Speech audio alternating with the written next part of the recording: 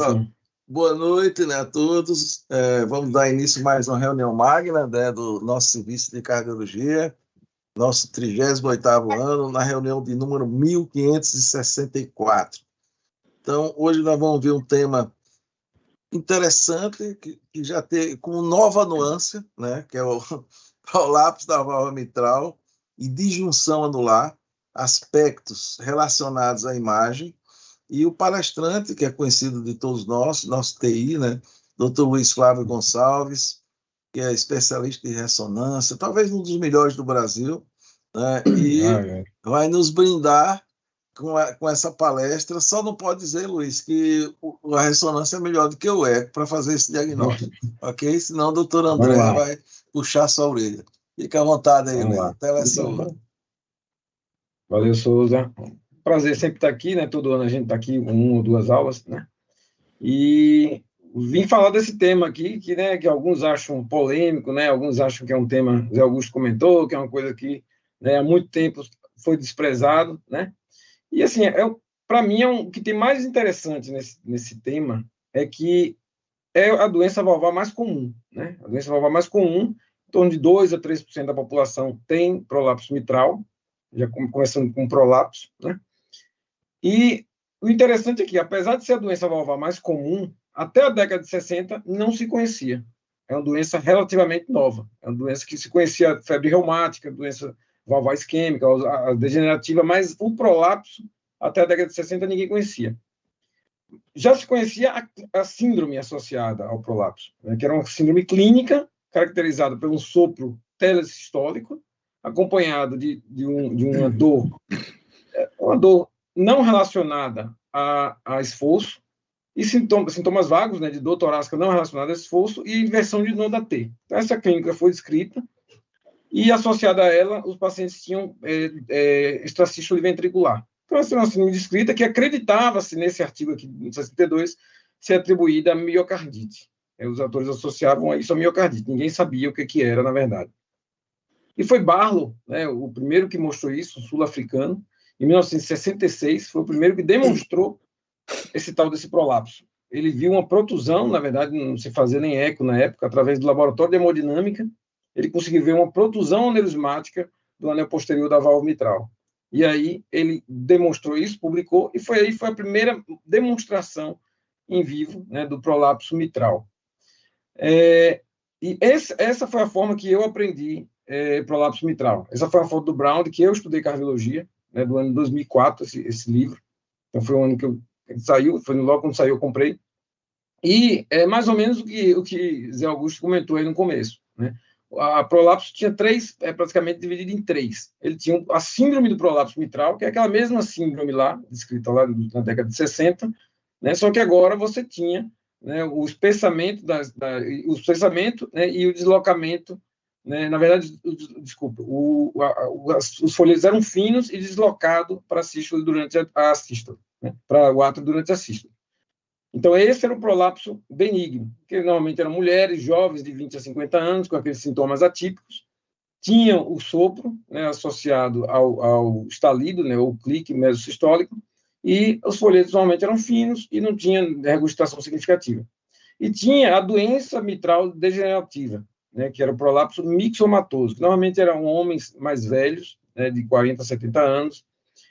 Aí sim você tinha uma válvula espessada, redundante, com folhetos redundantes, e normalmente tinha doença mitral associada. Então, essa é a classificação, né, no prolapso primário, e você tinha aqueles prolapsos secundários associados a doenças que a gente não vai entrar no escopo aqui, que são as doenças do tecido conjuntivo. Né? Então, essa foi a classificação que eu aprendi, que muitos de vocês aprenderam sobre prolapso valvar mitral. Só que hoje, nossa classificação é um pouquinho mais categórica, digamos assim. Né? Hoje a gente tem o prolapso benigno, né, e o prolapso, que a gente não chama mais maligno, a gente chama de prolapso valvar mitral arrítmico. Então, você tem que diferenciar essas duas entidades. É isso que é importante hoje. E como é que surgiu isso, esse termo, prolapso mitral arrítmico? Foi visto, nasceu esse termo através de estudos que mostraram realmente uma incidência grande de arritmia ventricular e de morte súbita. Esse foi um estudo que pegou para 1.200 pacientes que tiveram parada cardíaca extra-hospitalar, eles descartaram tudo que podia estar associado, isquemia, miocardiopatias, canelopatias, tudo isso foi descartado. No final, sobraram 24 pacientes com miocardiopatia, entre aspas, com arritmia idiopática. E desses, olha só, 42% tinham prolapso valvar mitral bivalvar, né, prolapso de ambas as cúspides. E quando ele comparou esses pacientes com aqueles que não tinham prolapso mitral, eles viram que uma incidência maior de mulheres, né, uma incidência maior de inversão de onda T e a presença de ectopia ventricular, caracterizada por bigeminismo, ectopia multifocal e taquicardia ventricular.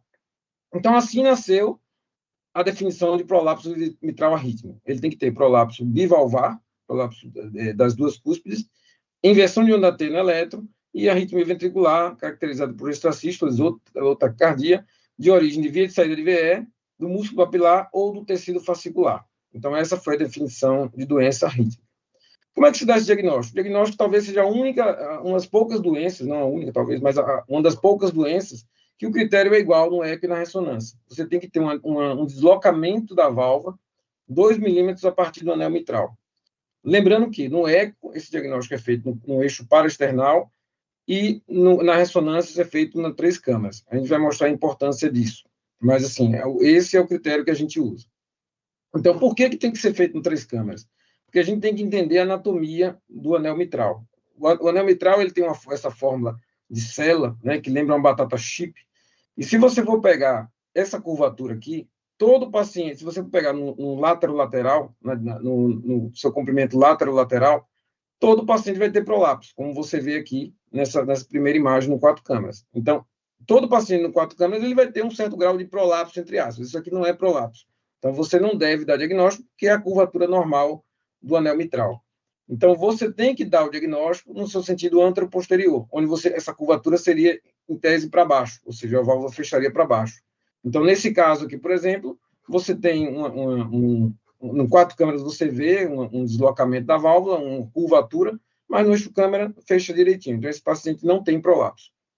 Outras definições interessantes, né, que o eco vê mais até do que a gente, é o billowing, né, que é o prolapso, só que o ponto de coaptação está abaixo do folheto do anel valvar.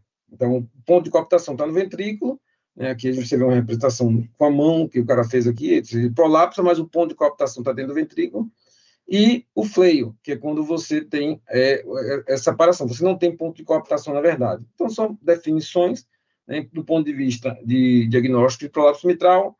Vamos parar por aqui por enquanto. E aí a gente vai para outra entidade que faz parte da aula, que é a disjunção anular mitral. A disjunção anular mitral, ela foi descrita, na verdade, foi descrita como variante patológica em 1981. Já era descrita, assim, né, de longa data, desde o início do século passado, que já descrevia a disjunção, já foi vista pós-mortem. Porém, acreditava-se que era uma variante anatômica normal. Os livros de anatomia descreviam como uma variante anatômica. E foi em 1981, né, quando o primeiro caso foi relatado realmente com desfecho, foi um médico, né, um colega nosso de 45 anos, que tinha história de palpitações, ele não tinha prolapso, mas ele tinha um espessamento da válvula mitral, foi orientado a fazer um tratamento, foi orientado talvez trocar a válvula, ele não quis e ele teve morte súbita. E no anátomo patológico dele foi visto realmente a disjunção. Então, o que seria essa disjunção? Aqui você tem o tecido atrial e aqui você tem o ventrículo. E aqui você tem o anel mitral. Assim, por definição, a válvula mitral ela tem jurisprudência mista, né? Ela faz parte do átrio e do ventrículo. Então, ela tem que se inserir exatamente entre os dois. Ela tem que fazer parte dos dois. Quando você tem um deslocamento dessa inserção do anel mitral para cima, para o átrio, tendo uma distância do miocárdio ventricular, você tem definido a disjunção anular mitral. Então, essa que seria a disjunção. E foi demonstrado, ao longo do tempo, a associação dessa entidade com o prolapso mitral, principalmente através de autópsia. O primeiro que demonstrou foi esse estudo, né, o Conte, de 1986, alguns anos depois da descrição. Foi feito 900 autópsias, o prolapso foi visto em 3%, que é a incidência realmente do prolapso na população, e 92% dos pacientes com prolapso tinham disjunção anular.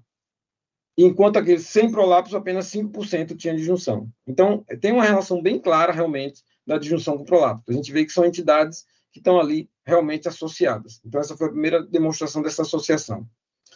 E o interessante de toda a história é, a disjunção você viu, a gente foi descrito em 1981 como alguma coisa patológica. Por que não se falou há muito tempo sobre isso? Porque o eco não dava diagnóstico. Então, nenhum método, na verdade, dava diagnóstico. Então, por incrível que pareça, praticamente mais de 20 anos depois, o eco mostrou pela primeira vez a disjunção. Então, em 1981 foi demonstrado como alguma coisa patológica, e o eco só demonstrou pela primeira vez na literatura, a descrição desse prolapso. Então, a partir daí, a partir de 2005, começou-se a fazer diagnóstico desse prolapso. E isso veio, né, ainda mais forte, ainda mais robusto com a ressonância. A ressonância, independente do grau de prolapso, ela tem uma sensibilidade maior. Se você pega prolapsos pequenos, de 2 milímetros, a ressonância assim, ela consegue ver nessa população em 42% e o eco não vê nem metade nesses casos. Né? Então, ela tem mais do dobro de sensibilidade. Quando você chega a prolapsos maiores, acima de 6 milímetros, ambos têm sensibilidades parecidas. Né? Mas, mesmo assim, a ressonância ainda vê um pouquinho mais. A ressonância realmente tem uma sensibilidade maior, né, que você vê uma demonstração clara, né, de como seria essa disjunção. E uma coisa que, assim, que é sempre o grande trunfo da ressonância é a sua reprodutibilidade. Então, se você vai para a reprodutibilidade, mesmo tanto intra quanto intra-observador, a ressonância ela tem uma reprodutibilidade melhor, ela tem uma variabilidade menor. Então, na verdade, a gente consegue ver mais e ver mais com mais coerência, com mais concisão, né? Então, essa é uma característica da ressonância. No entanto, a gente encontra um grande problema aí. Toda vez que a gente diagnostica uma coisa mais, a gente leva a overdiagnose. A gente acaba vendo muito mais, talvez, do que deveria. Isso aconteceu, por exemplo, com o não compactado. A gente acompanhou todo esse drama com os não compactados, como a gente começou a dar diagnóstico à torta direito.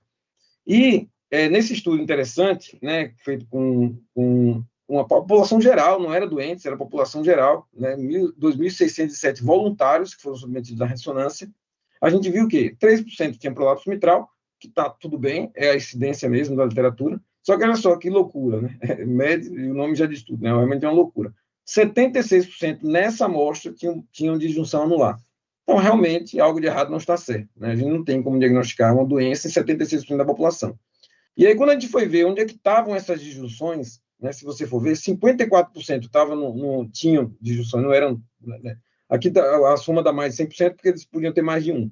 Então, assim, 54%, o folheto anterior, o aparelho anterior, você via a disjunção em 54%, na parede inferior você via em 58%, na anterolateral você ainda via em 13%, só que na infralateral realmente que era uma coisa mais rara. Você tinha em apenas 5% da população. E essa localização é a que estava associada com o prolapso mitral, né? Aumentava em 2,2 chances de ter prolapso, e em 12 vezes estava associado com curling. O que é o curling? O curling é esse movimento aqui. É como se fosse uma diskinesia do anel. Né? O anel, quando o ventrículo contrai, ele tem que ir em direção ao septo. Ele tem que contrair junto com o ventrículo. Ou seja, você vê a parede anterior ele indo para frente, e o anel ele vai para trás. É uma discinesia. Esse curling seria mais ou menos uma ondulação. Então, ele faz uma ondulação do anel, um movimento discinético. E apenas os prolapsos, apenas as disjunções da parede infralateral estavam associados com essas alterações. Então, hoje, assim, para você realmente dar o diagnóstico, você tem que ter essa alteração na parede infralateral. Então, veja só, esse caso aqui, você vê um caso nosso, né, em que você vê tanto a parede anterior quanto a inferior com a disjunção anular. Né? Você vê que na sístole fica bem evidente que ele realmente se separa, a válvula se separa do ventrículo. Só que quando você vai para o eixo, para o via de saída, que é o corte que a gente usa, que a gente vê a infralateral, isso não se repete. Então, isso aqui não seria uma disjunção. Isso aqui seria uma pseudo-disjunção, talvez, ou outro nome que você pode dar. Mas aqui não é uma disjunção. Isso aí, no começo, até a gente descrevia, antes de ter esse trabalho mais recente, que mostrou essa alteração muito comum, antigamente até descrevia como uma disjunção discreta, acometendo até apenas uma parede, mas agora não. Agora, o que a gente deve fazer é não dar esse diagnóstico. E outra coisa, né, que o André falou bem aí, já deu um spoiler aí no começo da apresentação, né, muito bem colocado, é aí sim, a pseudodisjunção, que é o quê? Se você vai ver aqui nessa ressonância, você vê uma disjunção bem bonita aqui, né? Chama bem atenção, né? Então, você vê a válvula bem deslocada, pronto, está feito o diagnóstico aqui, é uma disjunção. Mas quando você vai para o VAR, né, aí você vê na diástole e na sístole, você consegue separar os dois. E aí você vê que na diástole realmente não tem disjunção, ele está se inserindo exatamente no anel. E na sístole aparece. Por que aparece essa disjunção? Porque, na verdade, o prolapso é tão grande que a válvula se deita, a válvula é tão alongada que ela se deita sobre o anel mitral. Então, ela faz esse movimento de deitar sobre o anel mitral e simula uma disjunção. Então, isso aqui não é disjunção. Isso aqui seria uma pseudodisjunção. Um fato interessante, né, em relação à disjunção é que a gente sempre assim, a gente fala de disjunção associada ao prolapso. Disjunção está dentro do prolapso.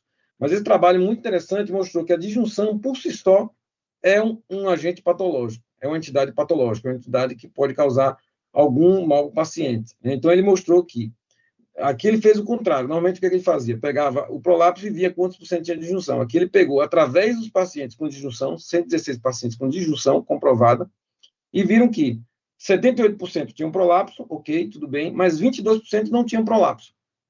E, independente de ter prolapso ou não, a disjunção por si só estava associada com aumento de arritmia, 31% de arritmia nesses pacientes. Né? E olha só, inclusive, o fato dele ter disjunção sem prolapso, nesse estudo aqui, foi até mais maligno. Os pacientes sem disjunção, com disjunção sem prolapso, tinham até mais arritmias. Né? Então, o que se considera hoje é que talvez, né, quem seria o vilão? Né? Talvez o vilão não seja o prolapso, talvez o vilão seja a disjunção.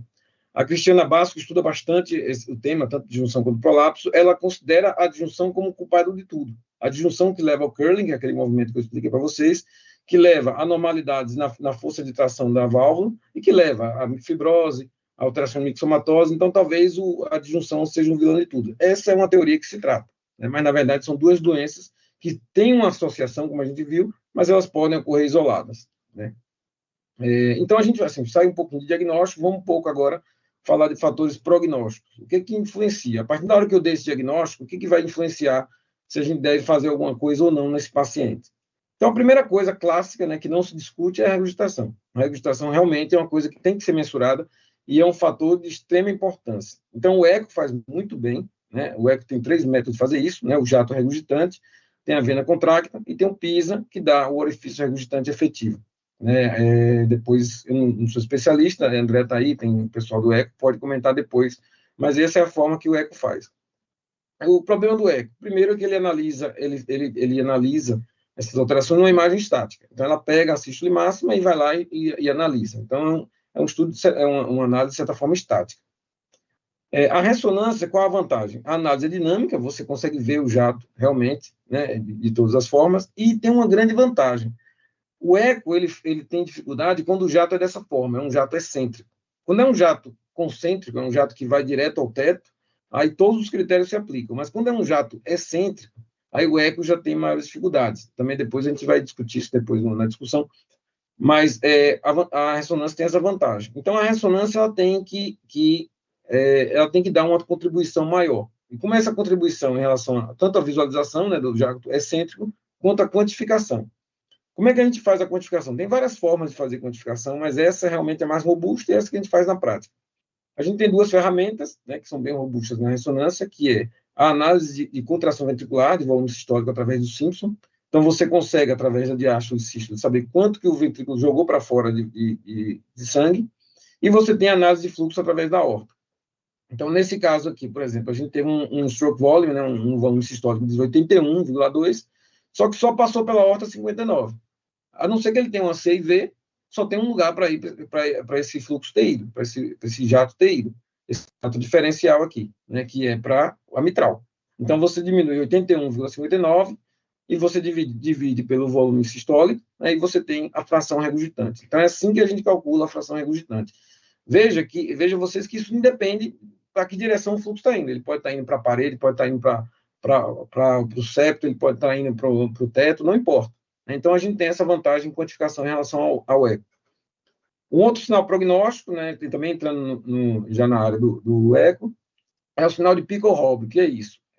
Através do Doppler tisular, né, o Doppler tissular localizado na parede lateral, você consegue ver um pico durante a diástole, né? Você consegue ver um pico de velocidade da diástole que é causada por essa disjunção e pelo prolapso, né? Você consegue quantificar essa velocidade, e velocidades acima de 16 estão associadas a um risco bem maior de arritmia ventricular. Nesse caso, nesse estudo, por exemplo, a chance de você tendo a velocidade maior de 16, os pacientes tinham 67% que tinham arritmia ventricular, enquanto apenas 22% dos pacientes que não tinham esse sinal. Depois também o pessoal do ECO pode comentar sobre isso. E o outro fator prognóstico, claro, assim, não podia deixar de falar, é a fibrose, né? A fibrose, nos pacientes com disjunção barra prolapso, estão presentes em 30%. Né? 30% vão ter a fibrose. Como é que é essa fibrose?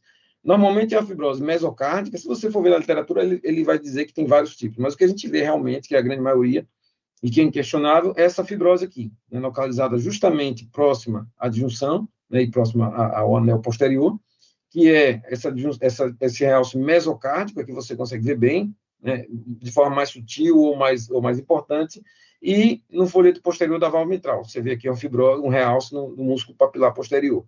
Então, essa é a fibrose que a gente vê. E, como sempre, né, tudo que você faz realce na ressonância vai estar associado a prognóstico. Esse estudo aqui, em pacientes com insuficiência mitral, independente de ter prolapso ou não, a presença de fibrose está associada a 8,4 vezes a chance de arritmia ventricular.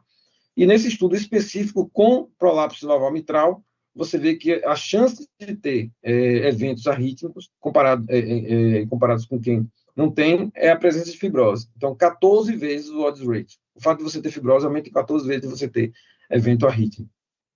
E se você, por acaso, não tem fibrose, naqueles pacientes que você fica na dúvida entre ter fibrose ou não chegou no nível de formar ainda o realce, mas já tem um grau de fibrose, claro, você tem um dos mapas paramétricos, que eu sempre gosto de citar.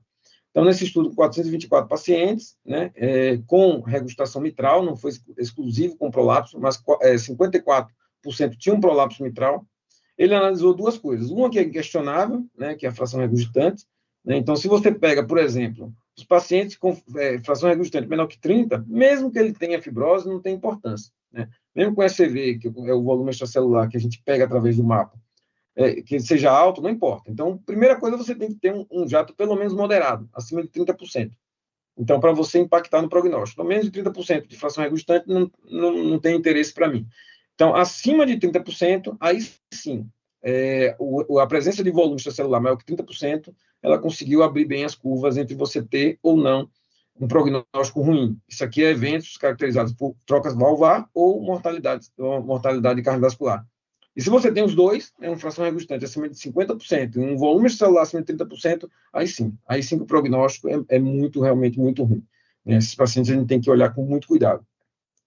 Então, assim, no final das contas, né, esse artigo de revisão muito interessante, ele cita, na verdade, o que a gente conhecia como 3, né, fatores associados a prolapso arrítmico. Ele cita aqui 7 fatores que você tem que olhar, que são fatores realmente que pesam. Né? Presença de fibrose, como eu falei, talvez seja o mais preponderante de todos. A fibrose realmente é um divisor de águas. O sinal de Pickel-Robb, né, que é o chapéu alemão, que é essa velocidade acima de 15. O fato de ser um prolapso bivalvar é um fator. A fração regurgitante, óbvio, né, você tem uma fração regurgitante principalmente acima de 30 e mais significativamente acima de 50. A disjunção associada ao prolapso, principalmente aquelas disjunções acima de 8 milímetros, é considerado inquestionável. Alguns autores citam acima de 4, mas assim, o que realmente está associado a maior mortalidade, né, que ainda é uma coisa que não foi estudada diretamente, mas através de análise retrospectiva dos trabalhos, acima de 8 milímetros considera-se um prognóstico pior. A arritmia ventricular, aquelas que a gente citou, lembra sempre de tecido fascicular, da via de saída do VE e do músculo papilar. Né? Então, quem gosta, o Rodrigo, que gosta muito de eletro, né, ele gosta de analisar, e isso aí pode ajudar na nossa análise. E, por último, o fato de ser mulher. O sexo feminino está associado a um prognóstico pior. Apesar da incidência do prolapso ser igual entre homem e mulher, o prolapso na mulher está associado a um prognóstico pior, diferente do que a gente pensava antes, né, através daquela classificação de Brown.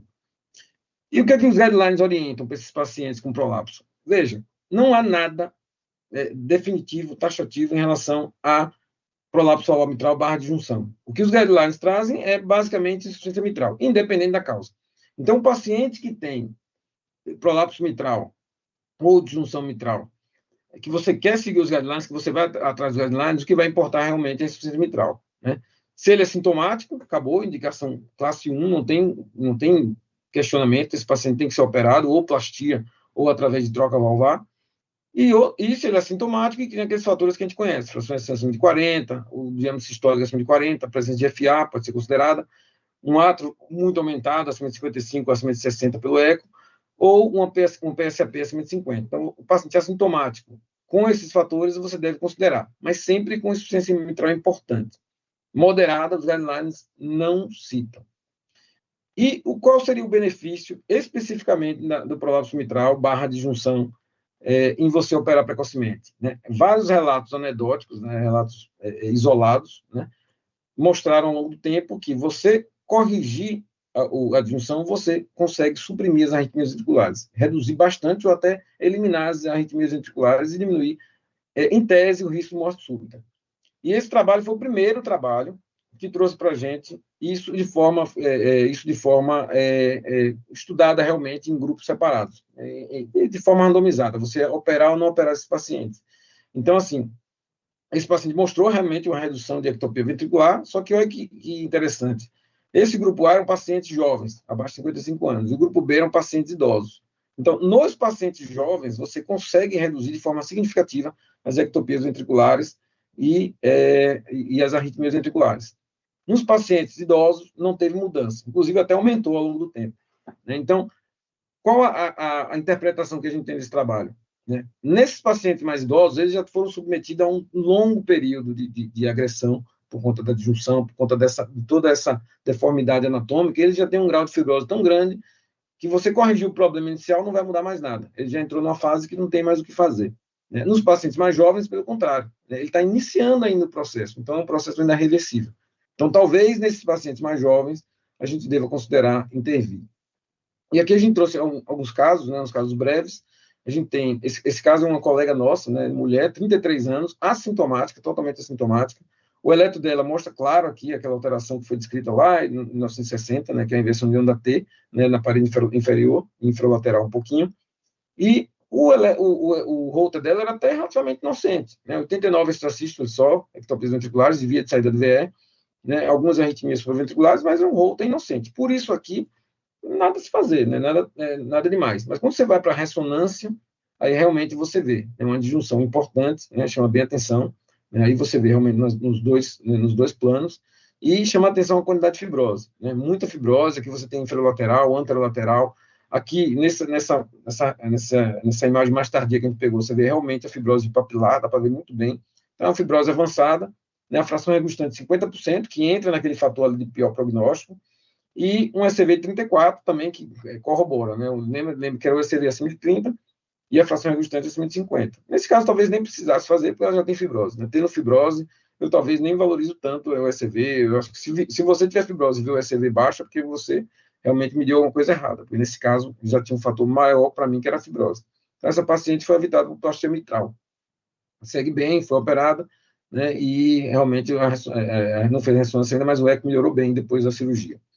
Esse outro paciente, paciente de Carol, que ela acabou de me mandar algumas imagens, é um paciente de 56 anos, esse não tinha dúvida, né? Um paciente com clínica de IC, né? Ele tinha edema agudo, tinha fibrilação atrial, fração regurgitante não era tão importante assim, 46, seria mais para moderada / importante, né? Alguns autores consideram 40, outros 50, né? Então seria moderada / importante, mas realmente um ECV acima de 35 e também bastante fibrose. Então, esse paciente foi feita a troca mitral. Né? Esse paciente foi feita a troca mitral por prótese metálica. Já era anticoagulado, foi optado por fazer a troca mitral. Esse caso interessante, né? Eu esqueci de citar, mas olha só que interessante. Ele tem prolapso da tricúspide também. É uma coisa assim. Eu acho que, por enquanto, é uma coisa só uma curiosidade para a gente ver. Você vê que o anel tricúspide também ela tem essa separação, né? Entre a inserção da válvula e o músculo. Isso já foi descrito realmente na literatura, né? Acredita-se que cerca de 50% dos pacientes podem ter, né, disjunção da tricúspide, do anular tricúspide, porém, por enquanto, a gente fica só na base da curiosidade, porque não teve relação com a arritmia ventricular. Então, é um fator a mais, é um dado a mais, mas que não impacta no prognóstico a princípio. Só a curiosidade eu trouxe para vocês saberem que existe. Esse outro paciente, pelo contrário, era um homem, né, um homem de 83 anos, ele se apresentou com síncope.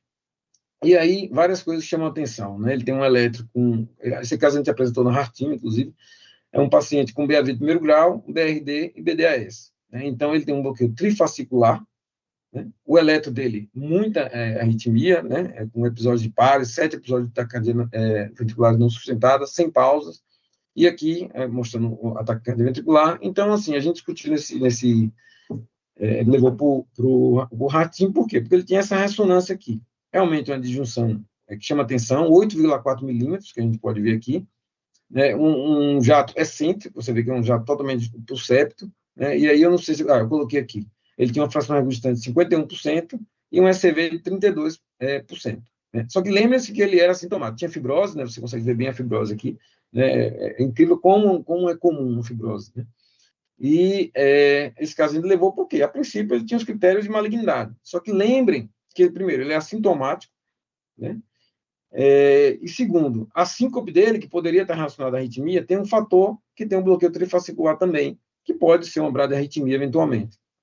Então, assim, mesmo que se esse paciente tivesse 20, 30 anos, não tinha dúvida, que a gente viu lá no trabalho, né? Você consegue reduzir ou até eliminar as arritmias ventriculares. Só que nesse caso, 83 anos, é muito pouco provável que a cirurgia vá resolver. Então, nesse caso, a gente optou por estudo eletrofisiológico, ainda não fez, está aguardando, né, para estudar tanto o tecido de condução AV, para ver se você tem um intervalo HV muito alto, que possa indicar um marca-passo, ou para ver se você consegue tratar essas arritmias. Lembrando que essa parte do estudo eletrofisiológico é interessante, porque se você pega aquela mulher jovem que a gente mostrou e trata a doença mitral, se você troca a válvula dela ou faz a plastia, assume-se que você corrigiu o problema, né, que ela está curada. Né? Então, você não vai ficar fazendo estudo eletrofisiológico, não vai ficar fazendo CDI, nada disso. Só que a partir da hora que você opta por não operar, ou porque o paciente é muito idoso, ou porque tem um risco cirúrgico alto, você está expondo ele a um risco de morte súbita. Então, esse paciente, se você não opera, você tem que fazer um estudo eletrofisiológico, tem que estudar bem a arritmia desse paciente, porque às vezes a gente pode tratar isso aí. A gente tem um outro exemplo de um colega também, Alexandre conhece muito bem, que ele tinha um prolapso com disjunção na época, foi no começo dos anos 2000 aí, a gente nem fazia diagnóstico na época, e a ressonância mostrava fibrose. E ele só conseguiu, ele botou um CDI, tomando choque o tempo todo, choque, síncope, e ele só corrigiu o problema quando ele fez o estudo com ablação. Então, realmente, a ablação é uma forma também de curar. Ela não cura a doença em si, mas ela cura o substrato final. Então, é uma coisa para a gente considerar. Então, algumas mensagens para levar para casa, né? Meu penúltimo slide. Primeiro, o prolapso valvar mitral é a doença valvar mais comum, né? Como eu falei, 2 a 3% da população, e a disjunção está presente em 5% da população, considerando a localização que interessa para a gente, que é a infralateral. As duas estão associadas, porém podem existir isoladamente, né, e as duas estão associadas à arritmia de forma isolada, sendo que a disjunção é ainda mais, talvez, arritmogênica, digamos assim. O prolapso arrítmico, por definição, é o prolapso bivalvar, com inversão de onda T, com arritmias ventriculares, essa é a definição. A morte súbita é muito variável na literatura, mas pode acontecer em paciente com prolapso de 0,2% a 4%, principalmente por causa desses fatores aí que a gente falou, que podem estar ou não associados. A ressonância é imprescindível para o diagnóstico e prognóstico, tanto para ajudar no diagnóstico pela sensibilidade e pela reprodutibilidade, quanto pelos fatores prognósticos que a gente viu. Procurar os 7 red flags, né, que a gente falou, então ter isso sempre em mente, sem procurar esses fatores. E o tratamento cirúrgico, apesar de não estar em guidelines, nos pacientes de alto risco, paciente jovem de alto risco, ele pode reduzir a carga rítmica, né, como eu falei, apenas em jovens, só que a gente não tem resultado disso em mortalidade. A gente não tem N suficiente, nem trabalho suficiente para impactar isso num endpoint maior, que é hospitalização, morte súbita. A gente não tem, a gente só sabe que tratar a doença valvar reduz a carga rítmica. E naqueles pacientes que você considera não operar, uma opção bem plausível é você considerar estudo eletrofisiológico ou até mesmo CDI, né? Ou nos pacientes que você realmente opta por não operar, ou naqueles que você operou e que ele continua fazendo arritmia ventricular. Então, sempre considerar essa possibilidade, porque nesse caso o eletrofisiológico ele consegue suprimir as arritmias. E por último, né, sempre naqueles casos não contemplados pelos guidelines, né, decidir em Heart-Team. Como não tem guideline, não tem nada evidente na literatura, são casos difíceis de decidir, então esses casos realmente, como aquele do do idoso, que a gente ficou na dúvida, né? Então, o Heart Team pode ajudar bastante na tomada de decisão. Aqui a gente tem nosso Heart Team, aqui a gente tem o saudoso Eduardo, né, que participava bastante, né? Então, é isso que eu tenho para falar para vocês. A gente tem alguns minutos aí para discussão. Muito bom. Parabéns, Luiz. Como sempre, né? Muito didático, né? Sua apresentação é rica, né? Em dados e também com as imagens bem elucidativas. É interessante que no início, né, quando surgiu o eco, muita gente dizia que o eco era um exame para gerar prolapso, né? Então, era um monte de pacientes que saíam com diagnóstico de prolapso. E é interessante, né, André, é que quando apertaram os diagnósticos, os critérios, né, por exemplo, aquilo que você bem falou, não fazer diagnóstico da posição apical em 4 cantos pela morfologia em célula, etc. Aí um monte de paciente que tinha diagnóstico de prolapso passava a não ter. E ficava aquela confusão. Agora, como é que eu vou explicar os sintomas que eu estou sentindo e assim por diante? É tanto que num dos congressos que eu tive a oportunidade de organizar, eu não me lembro se foi o primeiro Norte-Nordeste aqui, até que o doutor Zé Augusto foi o presidente, teve uma mesa que nós colocamos assim, prolapso da válvula mitral, cardiopatia ou cardiomania, porque e eu acho que foi Gilson que abordou, porque realmente era uma confusão desgraçada, quem tinha, não tinha, e qual o valor real dele. Outra consideração, quando você falou do pico Haubrich, né, aquela Sim. pico da onda S sistólica, é interessante porque aquilo é considerado com uma velocidade acima de 16 centímetros por segundo. Não é? O seu, aí, esse paciente que você mostrou, parece que tinha 23, se eu não me engano. Então, realmente, é 16, e acredita que seja por uma hipermobilidade, né, ali da região basal. Uma outra coisa que a Andrea pode depois falar melhor é que já se considera também, assim, usando o strain longitudinal, tem alguns estudos que mostram que o strain longitudinal, o circunferencial e mesmo radial, é diminuído naquelas regiões basais dos pacientes que têm o prolapso com a disjunção. Ok? Agora, só que a redução não é muito significativa com relação aos demais, então, e vem o grande problema do strain, que eu acho que é o ponto de corte. Né? Parece que assim, a maior parte dos estudos usou o menos 18, que é o que a gente usa muito, mas tem estudo botando mais baixo, outro mais alto, então ainda não tá bem definido. Então, mas parabéns, Luiz. E já vi aí que o professor Roberto, que é o nosso especialista em válvula, ele já raise the hand. E aí, Roberto? Maravilha. Luiz, parabéns. Excelente apresentação, cara. Excelente mesmo. Fez aí um compilado de imagens, né, que elucidou bem a doença do prolapso. Então, tenho uma dúvida, na verdade, não tenho uma dúvida específica, mas alguns comentários que volta e meia surgem no consultório. Veja, é engraçado que, inicialmente, a gente achava que tudo era prolapso. Aí depois veio tudo disjunção. Aí os trabalhos mostram que agora a disjunção talvez é muito mais frequente que o prolapso e a disjunção é mais maligna. No entanto, a gente não tem tratamento para disjunção, só quando a gente tem uma insuficiência mitral associada. Então, hoje em dia, o tratamento ele fica muito restrito, né, para esses pacientes, e a gente vê aí uma incidência de arritmia ventricular e morte súbita, né? Caso esse que a gente viu, estamos aguardando, HVE, tudo do Heart Team. Bom, na prática, né, o que eu tenho visto muito, sabe, Luiz, é aqueles pacientes que têm disjunção, né, e a disjunção, e você botou muito bem aí, né, logo quando eu comecei a estudar muito válvula, era 8 milímetros, você botou. Hoje em dia, a gente tem discutido que esse valor, ele baixou um pouco. Você falou de 4, mas a gente considera muito 6 milímetros da disjunção. E quando esse paciente, por exemplo, se apresenta com oligosintomático, com poucas arritmias ventriculares, né, eu tenho bastante paciente assim que ele vai muito bem e ele praticamente zera as arritmias ventriculares com beta-bloqueador. A gente não tem ainda, né, um tratamento, a gente não tem isso em guideline, né, mas a boa parte dos pacientes eles acabam, né, ficando oligossintomático. Eu tenho acompanhado aí prolapso há uns 5, 6 anos aqui, né, sem nenhum evento catastrófico, e prolapsos em que são acima de 8, de 10, né, sem insuficiência e que vão levando, sabe? A gente vai um pouco, o que a gente vê na literatura em que MAD, né, é muito mais maligno, a gente não vê assim na prática clínica, exceto quando você tem insuficiência. Aí sim você mostrou muito bem que o fato de ter insuficiência é um fator marcador importante e ter insuficiência com fibrose, CV aumentada é mais importante ainda, né? Mas eu acho que foi uma ótima revisão, né? Deu para a gente assim abrir os nossos olhos, né? É logicamente que a gente tem pouco armamento para tratar esses tipos de pacientes até então, né? Muito interessante também é que a troca da válvula, a gente já tinha discutido isso no heart team desse paciente, que a troca da válvula, esses pacientes, eles acabam melhorando as arritmias ventriculares. Logicamente que com a idade maior, a gente já sabe que o grau de fibrose aí deve ser grande, talvez não se reverta, mas assim, muito bem, foi ótimo.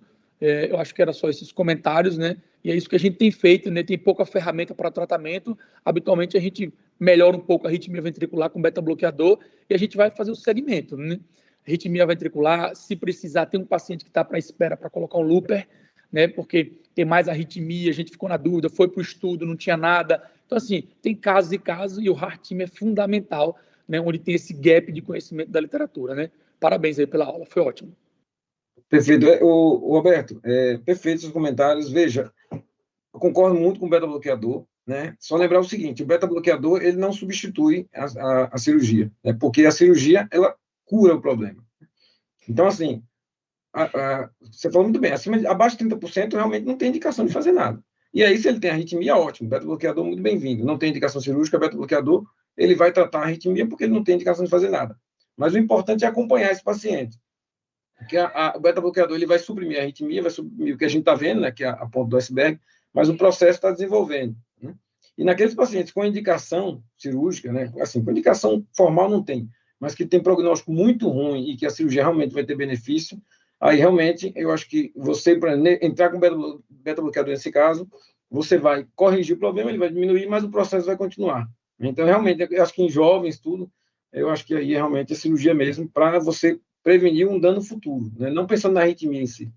Isso. E outra coisa que a gente tem que lembrar, Luiz, que a gente se esquece, é que a gente só quer ver o doente já com fator complicador. Lembrar que se o paciente for elegível à plastia mitral e tiver insuficiência mitral anatomicamente importante, esse paciente é elegível a fazer a plastia mitral, independente se ele tenha fator complicador ou não, né? Então, acho que a plastia aí é uma grande arma terapêutica, né, para você não pôr uma prótese assim de cara, né? Eu acho que isso... Ele joga a sua indicação bem lá para baixo, né? Isso. Ele traz a sua indicação bem mais para baixo. Desde o fato de você fazer a plastia, né? Desde que o centro tenha uma efetividade de plastias acima de 90%, né?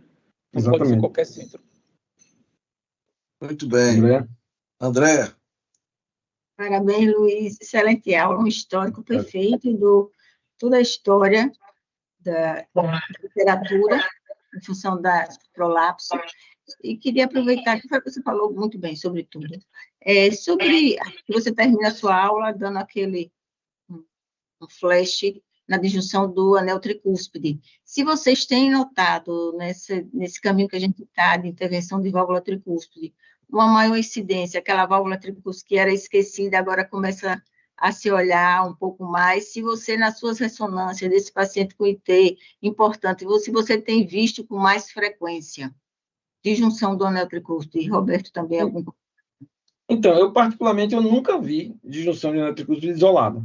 Né? Os casos todos que eu vi foi associado à disjunção mitral. Né? E realmente, o que ele traz aí, ele pegou pacientes com mitral e 50% tinha tricúspide.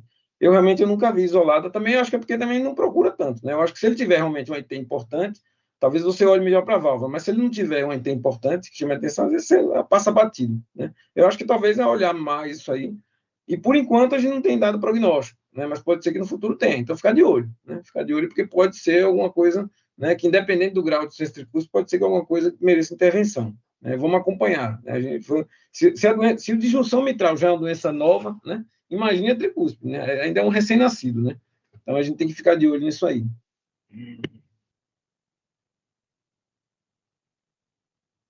Perfeito. Ô, Zé Augusto, só complementando isso, eu estava vendo um relato de que um indivíduo aqui, a Abel e colaboradores, avaliando pacientes, 84 pacientes com disjunção IPVM, eles encontraram disjunção tricúspide em 42 dele. Entendeu? Aí, quer dizer...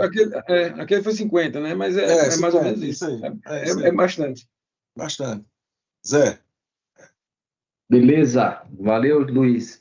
Como eu digo, você é um patologista, né? Então, foi uma aula anatomopatológica micro e macroscópica e clínica, né? Acho que você fez toda a síntese entre a anatomia, desde a anatomia macroscópica, a questão da válvula, insuficiência mitral, como micro, né? A fibrose, né? Então, acho que a ressonância realmente trouxe a contribuição, mas quem começou isso foi o eco, né? Como você colocou, né? Quem viu pela primeira vez e tudo, quem definiu os padrões de imagem.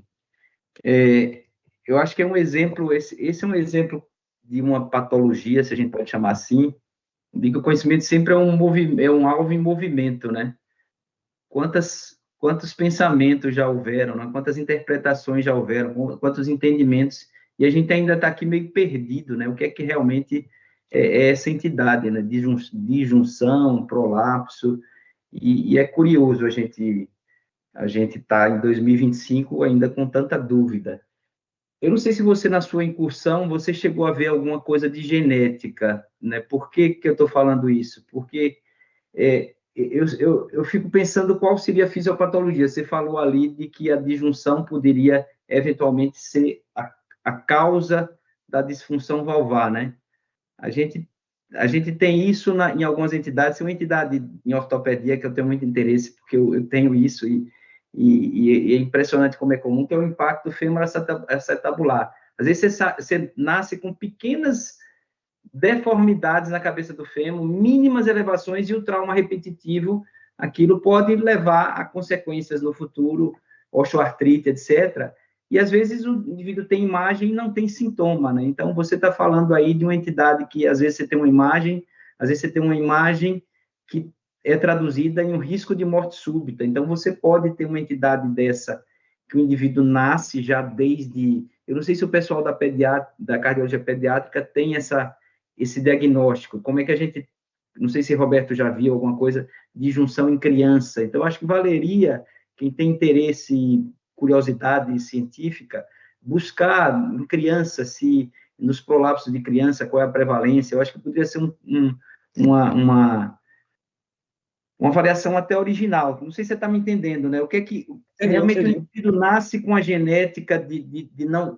Quer dizer, seria uma alteração embriológica de que a válvula não se inseriu ali no ventrículo e ela teve essa folga, ou se essa folga ela é adquirida ao longo do tempo, como você falou, e a válvula vai se degenerando e a fibrose vai aparecendo e o risco é uma coisa adquirida. Porque, por exemplo, no impacto femoroacetabular, o tipo de esporte, balé, taekwondo, tênis, o indivíduo que tem uma cabeça de fêmur ou tem um acetábulo que cobre muito, ele pode, com microfraturas, desenvolver. Eu acho que vale a pena conversar com o grupo da pediátrica para ver como é que é essa entidade, vale a pena estudar. Agora, eu queria fazer uma pergunta para você. Quando você disse que a ressonância ela é imprescindível nessa entidade, em qual situação ela é imprescindível, se ela é classe 1 para todo mundo? É isso que você quis dizer? Me corrija se eu tiver entendido errado.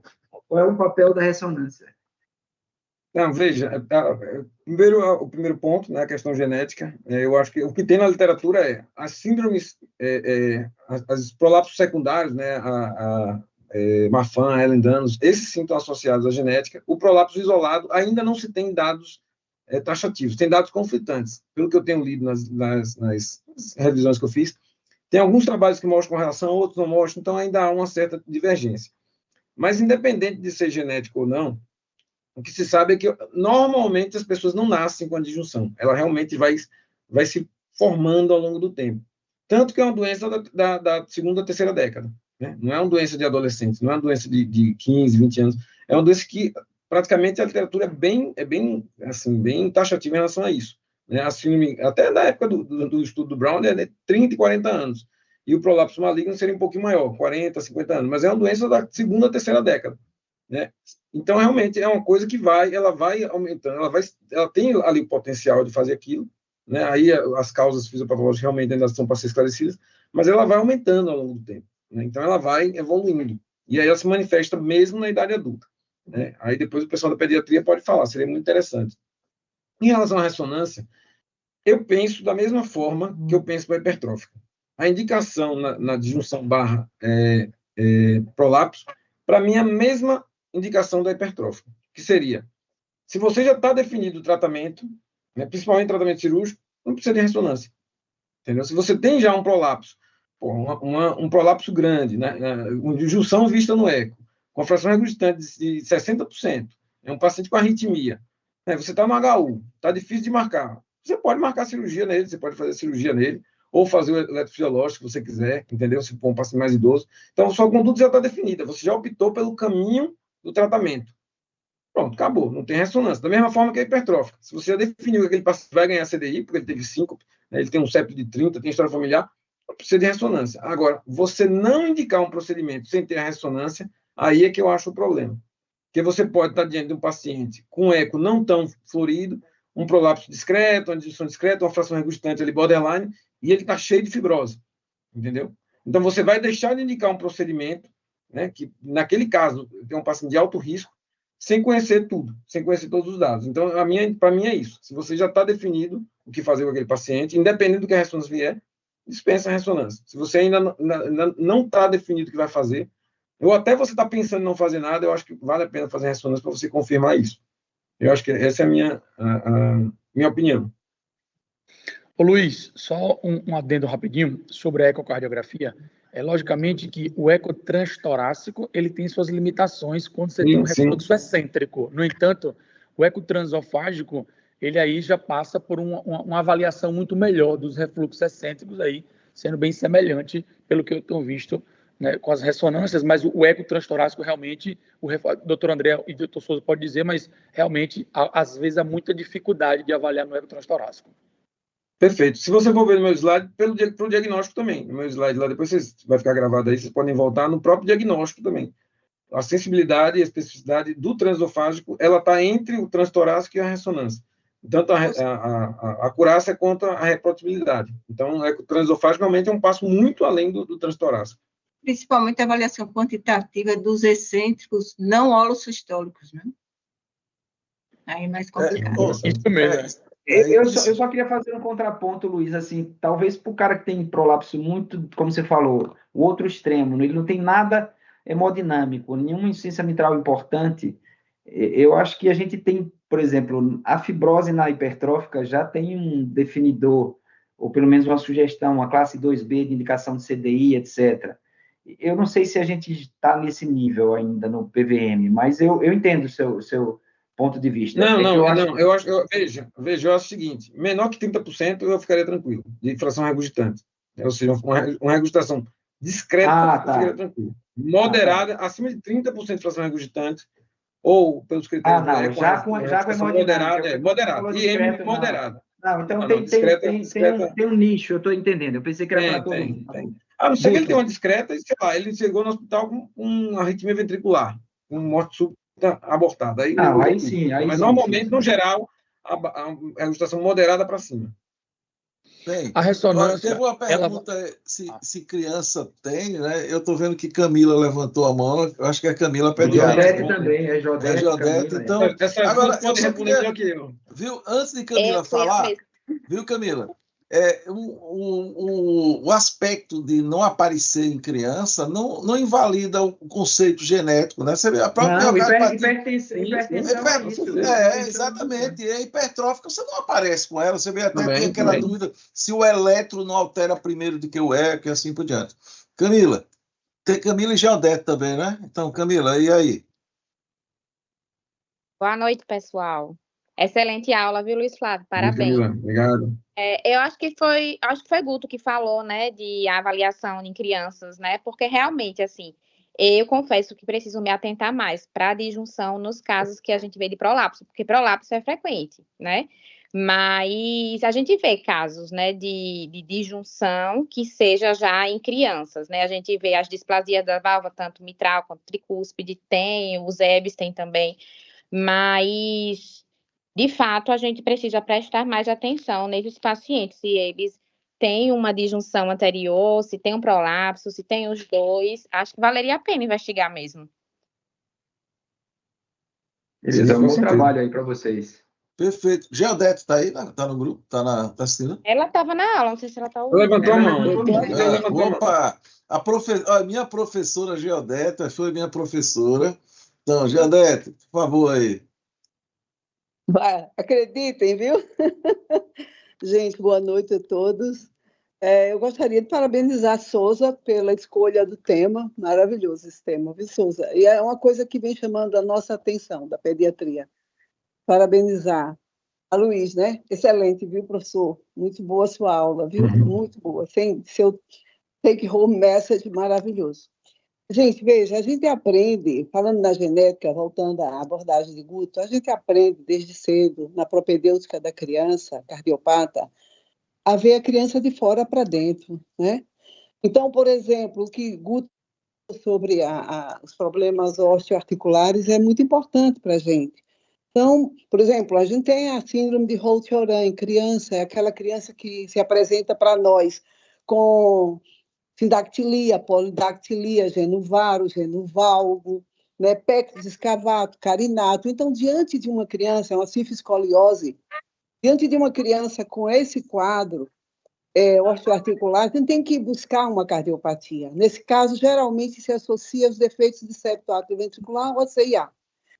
A síndrome de Ehlers-Danlos e a síndrome de Marfan, ela realmente, as duas nos levam à análise detalhada das válvulas atrioventriculares, da mitral e da tricúspide. E eu diria que uma vantagem que nós temos em relação aos adultos é que nós trabalhamos com transdutores de maior frequência. A resolução é melhor, embora a penetração seja menor, mas a resolução é melhor, é maior, né? Então, a gente consegue definir bem. Antigamente, quando a gente começou a fazer eco, a gente se preocupava muito com a válvula reumática. A válvula mitral, sequela de febre reumática, porque era a nossa realidade maior na época. Hoje a gente se preocupa muito com o aspecto da válvula mixomatosa. Eu diria que não é raro, aliás, é com alguma frequência que a gente se depara com adolescentes, principalmente as meninas, com uma disfunção valvular mitral, com aspecto de mixomatose, e ultimamente eu venho muito preocupada em tentar ver essa disjunção anular, que foi um tema muito frequente no último congresso, né? Então, para mim, isso aqui foi uma revisão maravilhosa. Adorei e gostaria só de parabenizar a todos. Tá? Souza foi meu professor, viu? Não, Jadete, foi eu que escolhi o tema, diz Luiz, estude isso e apresente. Ele cumpriu fielmente, você viu aí. E aí, algum comentário mais? Excelente. Doutor Souza, só diga. Guto, eu acho que a ressonância ela vai acabar entrando pelo que tudo leva a crer como fator complicador, assim como a gente tem levado em consideração nos pacientes com estenose aórtica assintomático, assim como os pacientes com insuficiência mitral, com insuficiência aórtica, a gente já discutiu isso, sobre o papel do volume, né, do ventrículo mais fibrose. Nesse caso, eu concordo com o Luiz. O paciente moderado, borderline, assintomático, talvez, mais na frente a ressonância vai ter um papel importante em definir, talvez, uma plastia naquele centro que seja muito bom de plastia e que o paciente ele evite ter essas sequelas, né, de fibrose, de arritmia ventricular no futuro. Então, eu acho que o papel da ressonância é mais nesse cerne aí. Tem 3 para defender o eco, não vai ser eu que vou defender. A pergunta era só para... Tem 4, Camila também está aí ainda. Então, exato. Eu estou vendo. Mas Luiz foi ponderado, né? Mostrou que o eco é mais importante e a ressonância é complementar. Não foi perfeito. Vai com o pioneiro. Não, eu achei interessante que é imprescindível. Ele botou assim... imprescindível. O cara está no interior do Amazonas, tem que sair para fazer uma ressonância. Então. Não vá ter ouvido, não, né, Augusto? Muito bem. Então... eu acho que não tem ninguém para mais perguntar. Luiz, mais uma vez... Mas eu sugiro que o pessoal de vocês que gostam de válvula de imagem se una com a pediatria, que vale a pena, talvez, começar a descrever em criança. Viu, Roberto? Você Eu acho Estou que à vale a pena disposição. começar, É uma boa ideia. até para ver a história natural dessa válvula, como é que ela vai, O se vai segmento se desses afastando, pacientes. se isso É vai se importante afastando. isso, é. Bem interessante.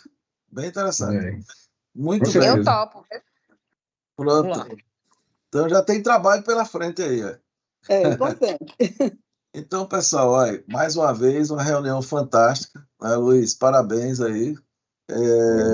E foi uma discussão aí muito boa, das melhores. Cada vez o nível está aumentando mais, né, das nossas reuniões, está botando mais, assim, o desafio é maior de você, né, fazer com que as reuniões vão ficando bem atrativas, que esse é o grande objetivo nosso.